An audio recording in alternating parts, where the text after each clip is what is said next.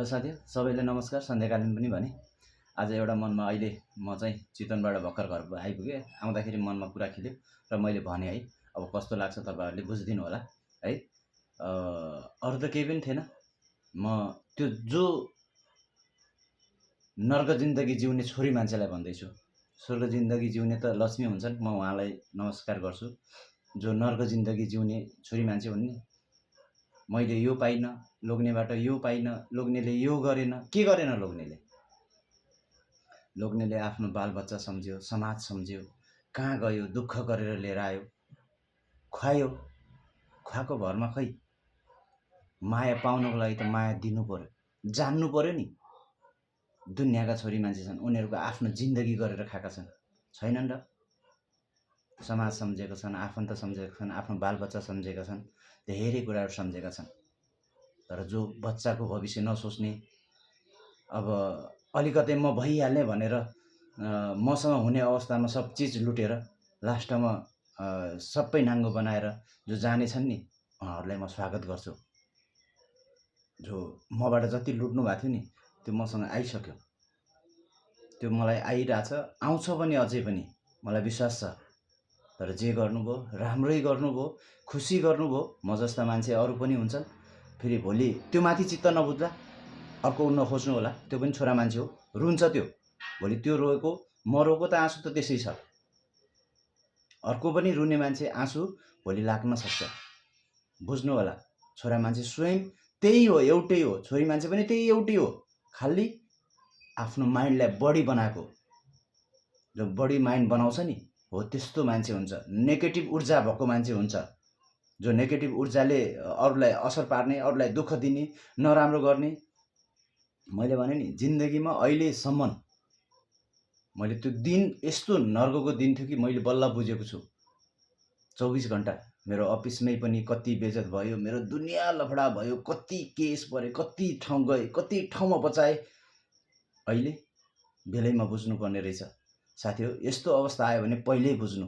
मान्छेले भन्छ नि, यति छोरी मान्छेमा 5वटा गुण नभएको छोरी मान्छे कहिल्यै पनि त्यो आफ्नो हुँदैन रे। 5वटा गुण अब बुझ्नु होला के छ, तपाईँहरूले पनि बुझ्नु भएको छ होला। 5वटा गुण: राम्रोसँग एक घर परिवारसँग मिल्न सकेन, माया ममता दिन जानेन, बाहिरको अवस्थामा हिँड्न थाल्यो, अर्काको चारो खान थाल्यो, अर्काको अवस्थामा हिँड्न थाल्यो भने त्यो घरको कहिले पनि त्यो मान्छे घरको मान्छे बन्दैन।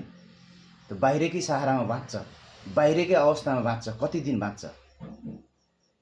त्यही भएर म त यही भन्छु, जो मलाई दिनुभएको छ दुःख, जो मलाई गर्नु भएको छ पाप, त्यो पाप नभोग्नु होला, पखाल्नु होला। धाउनु भएको थियो, कहाँ धाउनु भयो, कति मन्दिर धाउनु भयो, कति कहाँ पुग्नु भयो, कति पाउनु भयो। त्यही परिश्रम आज त्यो जो तपाईँले चाहेको मान्छे जन्मैदेखि तपाईँले सोच्नु भएको थियो मलाई यस्तो मान्छे मिलोस् भनेर, त्यो मान्छे तपाईँले पाउनु भएको छ। राम्रोसँग खुसी बनाउनु होला है। अब म जस्तै मान्छे त स्वयं नहोला, तपाईँले खोजेको मान्छे एकदम 100% सही छ। देखेका छन्, समाजले पनि देखाएर रहेछ भने धेरैले कुरा काटे। मलाई म्यासेज पनि कति आएको छ, म त्यो म्यासेज पनि देखाउन चाहन्न। कसैले नराम्रो म भन्न पनि चाहेको होइन, तर म माथि गरेको पाप, म माथि गरेको जो अन्याय छ नि, एक दिन भगवान्ले देखाउने छ। जसरी म आज रोएको छु, अब त्यो तपाईँ रुनु भएको थियो, कसरी रुनु भएको थियो मलाई थाहा थिएन। तर घर आएको बेला लोग्ने मान्छेलाई एकचोटि राम्रोसँग च्यापेको भए सफर तपाईँले संसारको खुसी पाउनुहुन्थ्यो।